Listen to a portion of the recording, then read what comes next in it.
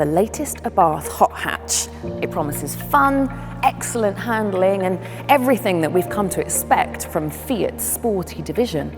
Except, this isn't like the cars we're used to. This is the Abarth 500E, and it's electric. Seeing as the Fiat 500 has gone electric, it's not unexpected to see its quick cousins go the same way. Abarth has been around since 1949, turning tiny Fiats into fast, entertaining cars ever since. If you saw a scorpion on the nose of what looked like a Fiat, you knew you were looking at something a bit special. The Abarth 500E uses the same tried and tested formula that Abarth has used since its inception.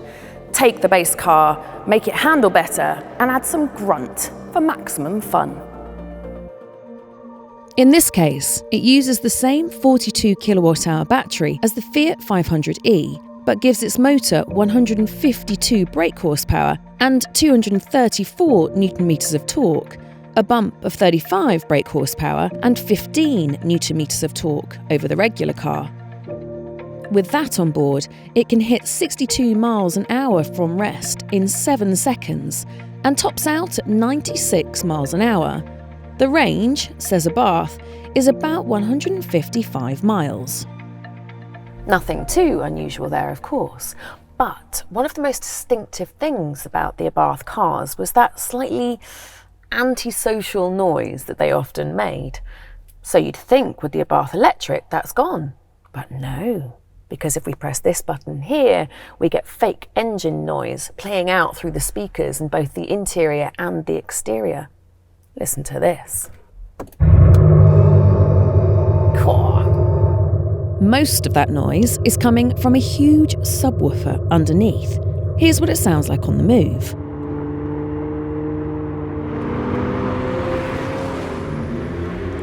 Oh, and when it accelerates, it plays rock music. For some reason.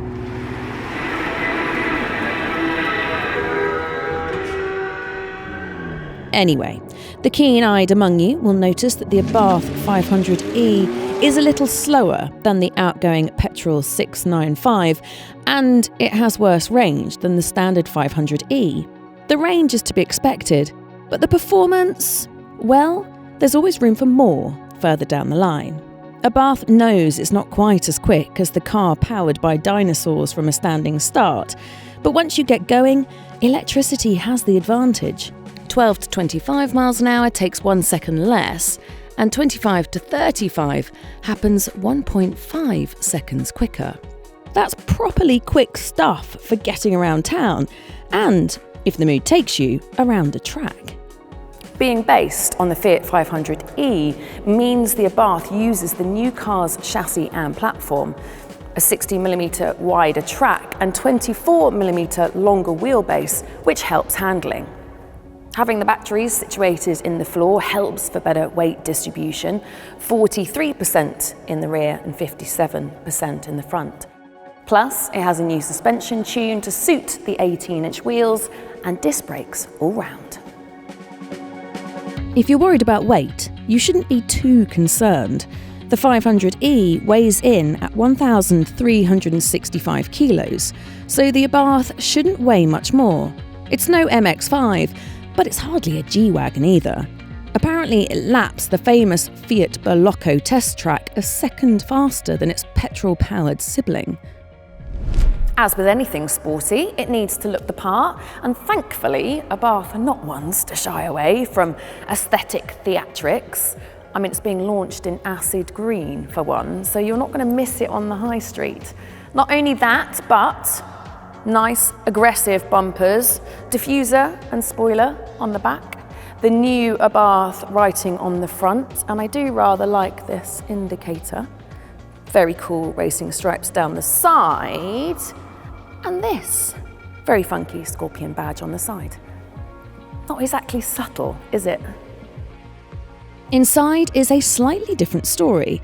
It's mostly the same as the Fiat 500E. You get a 7-inch instrument screen and a 10.25-inch infotainment setup that comes with both Apple CarPlay and Android Auto, as well as Abarth exclusive performance pages.